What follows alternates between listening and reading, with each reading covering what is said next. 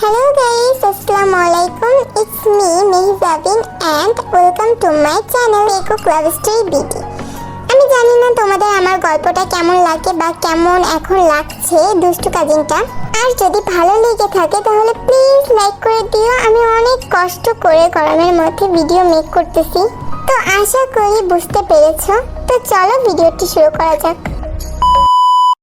অনেক তো দাদাগিরি করলে, এবার তো তোমাদের মরতেই হবে। এই বলে পিস্তল তাদের দিকে ঘোরায় লোকটা। তারপর লোকটা তাদের দিকে বন্দুক তাক করে দাঁড়িয়ে থাকে। তাদেরকে গুলি মারতেই যাবে, এর মধ্যে হুট করে লোকটাকে কে জানি ধাক্কা দেয় আর লোকটা পিস্তল সহ নিচে পড়ে যায়। ধাক্কা দিয়ে পড়া সত্ত্বেও তাকে ইচ্ছা মতো ধরে কেলাতে থাকে। জিমিন বলে, ভাইয়া। সুগা তাদেরকে একটু দূরে দাঁড় করিয়ে নিয়ে বলে, তোরা ঠিক আছিস? এবার তে বলে, হ্যাঁ ভাইয়া আমরা তো ঠিক আছি, কিন্তু তোমরা কোথা থেকে আসলে? এসব কথা পরে হবে, আগে তোরা দুজন বের হ যা। ওই দেখ বাবা দাঁড়িয়ে আছে। জিমিন বলে, বাবা এসেছে। সুগা অনেক বেশি হাঁপাতেই বলে, হ্যাঁ বাবা এসেছে, যা। জিমিন আর তে বাইরে বের হয়ে যায়। আরেম তো জিমিন আর তেকে দেখে দৌড়ে আসে। জিমিন আর তে দৌড়ে গিয়ে আরেমকে জড়িয়ে ধরে। তোরা ঠিক আছিস মা? জিমিন আর তে একসাথে বলে, হ্যাঁ বাবা। তোর এত বড় সাহস, তুই আমার বোনদেরকে ধরে এনেছিস? আমায় ছেড়ে দে। তোকে আর ছেড়ে দেও? তোকে ছেড়ে দিব? সুগা এবারে বলতে থাকে, জাঙ্কুক, এই দেখ এর পিস্তলটা এখানে পড়ে আছে, এই পিস্তলটা দিয়ে ওকে গুলি মেরে দে। ওর কত বড় সাহস, ও জিমিনের দিকে গুলি তাক করেছে। মরতে তো তোকে হবেই, তুই আমাদের কলিজাতে হাত দিয়েছিস। এই বলে জাঙ্কুক লোকটাকে আরো মারতে থাকে। সুগা লোকটার মাথায় পিস্তল ঠেকায়।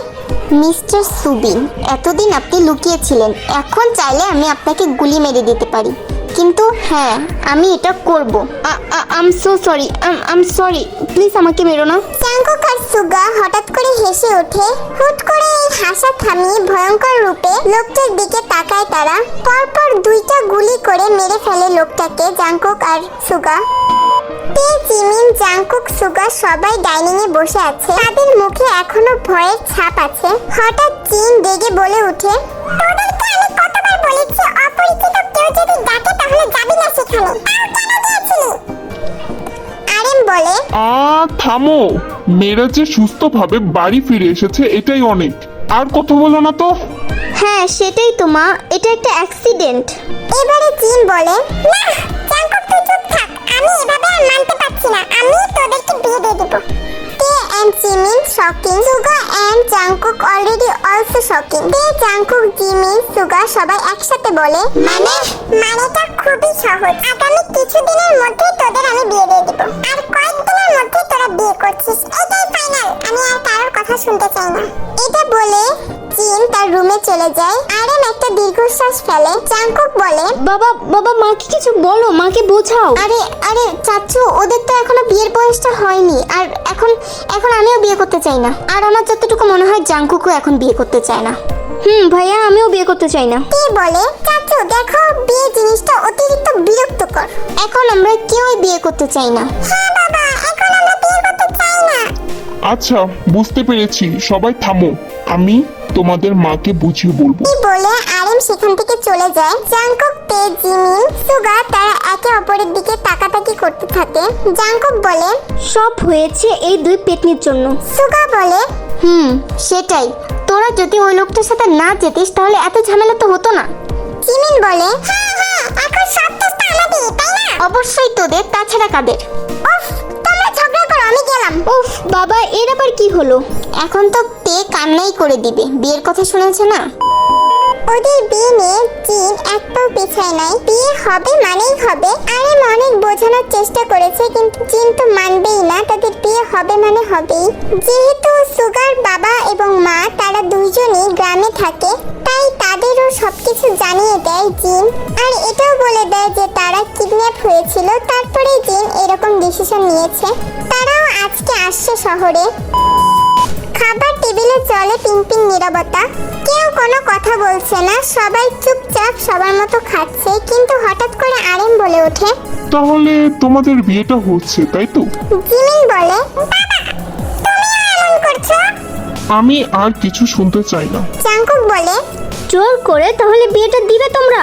আরেম বলে, তাহলে তোমাদের কি কোনো পছন্দ আছে? থাকলে বলো। তারা চারজনের দিকে তাকাতে নেই তো। চারজন মাথা নেড়ে না বলে জিন বলে, তাহলে তো কোনো সমস্যাই নেই। আমরা যার সাথে তোমাদের বিয়ে দেব তাদের সাথে তোমরা অনেক সুখে থাকবে, বুঝলা? আর চারজনের বিয়ে একসাথে হবে, কি মজা, তাই না? সুগা বলে, তোমাদের যা ভালো মনে হয় করো। সুগা আর তের মা বাবা এসেছে অনেক আগে, এসে খাওয়া দাওয়া করে রেস্ট নিয়ে এখন সবাই একসাথে বসে আছে। ওরা চারজনও আছে। আসার পর তাদের মুখে বিয়ে নিয়ে কোনো গল্প শোনা যায়নি, তারা তাদের মতোই গল্প করছিল। প্রতিবার যেভাবে গল্প করে তারা একদম আসন পেতে সেভাবেই গল্প করতেছে। এবার জিন তাদের চারজনকে উদ্দেশ্য করে বলে, তা তোদের কি জামাই বউ দেখবি না? সুগা বলে, দেখার কোনো ইচ্ছা নেই। এবারে আরেম বলে, সেটা বললে কিভাবে হয়? একবার হলেও তো দেখে নিতে হবে, তাই না? তে বলে, ঠিক আছে দেখাও। এবারে তের মা আয়ু ব্যাগ থেকে ফোন বের করে। দেন প্রথমে সুগাকে নিজের কাছে আসতে বলে। সুগা তার মায়ের কথা মতো তার মায়ের কাছে গিয়ে বসে। সুগার মা অনেক বেশি আড়াল করে মেয়ের ছবি সুগাকে দেখায়। সুগা মায়ের দিকে রাগী চোখে তাকিয়ে বলে, তুমি কি মজা করছো? তোমার কি মনে হয় এত সিরিয়াস বিষয় নিয়ে আমরা মজা করব? মা আমি সিরিয়াস। তো আমি কি তোমার সাথে এরকি মারছি? আমিও সিরিয়াস। সুগার মা সুগাকে যেতে বলে এবং জাংকুককে আসতে বলে। দেন জাংকুক সেখানে আসে এবং সুগার মতো একইভাবে জাংকুককেও মেয়ের ছবি দেখানো হয়। জাংকুক মেয়ের ছবি দেখে জাংকুকের চোখ তো কপালে উঠে গিয়েছে। চাচি পিটনি। চুপ বিয়াদব, ওয়াই? তুই যা।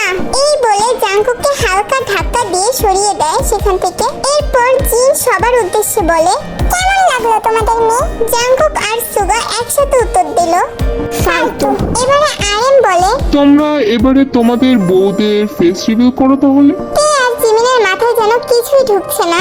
আরো ভাবে দুইজনে অনেকক্ষণ ধরে তাকাতাকি করছে কিন্তু তারা কিছুই বুঝতে পারতেছে না। হঠাৎ করে সুগা জিমিনের দিকে তাকায় আর জাংকুক তের দিকে তাকায়। এভাবে তাকানোতে তারা অনেক বেশি ইতস্ততা বোধ করে। তে বলে, কি হলো? এইভাবে তুমি তাকিয়ে আছো কেন আমার দিকে? এবারে জিমিন আবার বলে, কি হয়েছে কি? সুগা জিমিনের উদ্দেশ্যে বলে, তুই আমার আমি তোমার কি হবু বউ।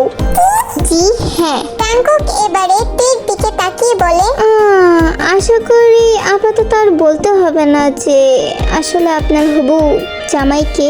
তে এবারে চিৎকার মেরে বলে ওঠে, এইসব কি আম্মু? কি আবার? আমি এই ছাগলকে বিয়ে করতে পারবো না। জিমিন বলে, সুগা ভাইয়াকে বিয়ে করতে পারবো না। এবারে আরেম বলে, তোমাদের যা ইচ্ছা তাই করো, বিয়ে হচ্ছে মানেই হচ্ছে। আর এই কথাগুলো আমাদের আগে থেকেই ফিক্স করা। সুগা বলে, আগে থেকে মানে? জিন বলে, হ্যাঁ আগে থেকে ফিক্স করা। জাংকুক বলে, আমি মানি না। জিমিনও বলে, হ্যাঁ আমিও মানি না। এবারে আরেম বলে, তোদের মানা বা না মানা দিয়ে আমাদের কি? আমাদের কোনো যায় আসে না তোদের মানা আর না মানা দিয়ে। এবারে সুগার বাবা জেহুক বলে, ঠিক বলেছিস। এই তোরা উপরে যা এখন। ওরা চারজন রাগে গজগজ করতে করতে সেখান থেকে চলে যায়। আবার অন্যদিকে তাদের অনেক বেশি হাসি খুশি ছিল এই সম্পর্কটা নিয়ে।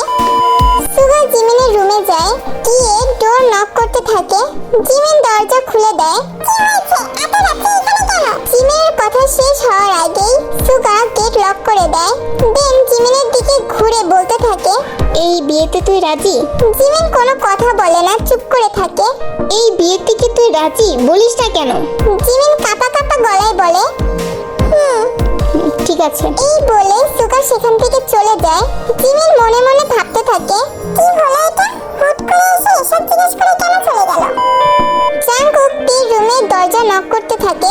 তে দরজা খুলে দেয়। তারপর জাংকুক তেকে ঠেলে ঘরে ঢুকে যায় আর দরজা লাগিয়ে দেয়। এই কি করছো কি? জাংকুক ঘুরে দাঁড়ায় তের দিকে এবং এক পা করে তের দিকে আগাতে থাকে আর তে পিছাতে থাকে। পিছাতে পিছাতে এক সময় তের পেয়ালে গিয়ে আটে। তে বলে, প্লিজ যাও। তে তুই কি এই বিয়েতে রাজি? তোর কি অন্য কাউকে পছন্দ ছিল? না। ওকে। এই বলে জাংকুক সেখান থেকে চলে যায়। তে মনে মনে ভাবতে থাকে, পাগল নাকি? হুট করে এসে এসব জিজ্ঞেস করে চলে গেল। আল্লাহ, শেষ পর্যন্ত এই পাগলের সাথে আমার সংসার করতে হবে। জানো না তোমরা নিশ্চয়ই জানো না যে আমি কি পরিমাণে কষ্ট করে ভিডিওটা মেক করেছি। আর এইটা লিখতে গিয়ে না আমার হাত ব্যথা তো হয়েছেই, তার সাথে সাথে আমার ব্রেন, কারণ এটা মিলানো এতটা বেশি সহজ ছিল না আমার জন্য। আমি বুঝতে পারতেছিলাম না যে ওদের বিয়েটা আমি কিভাবে দিব। তো আশা করি পর্বটা ভালো লেগেছে তোমাদের। ভালো লাগলে তাড়াতাড়ি করে লাইক করে সাবস্ক্রাইব যদি না করে থাকো তাহলে সাবস্ক্রাইব করে দিও। আর যদি তোমার কোনো ফ্রেন্ড সার্কেল থাকে যারা কিনা এই ধরনের এফেক্ট পছন্দ করে তাহলে তাদের সাথে শেয়ার করে দিও। তো সবাই ভালো থেকো, আর আমি তাড়াতাড়ি করে নেক্সট পার্ট আপলোড দিব যদি আমার লাইকের সংখ্যাটা তোমরা বাড়িয়ে দাও।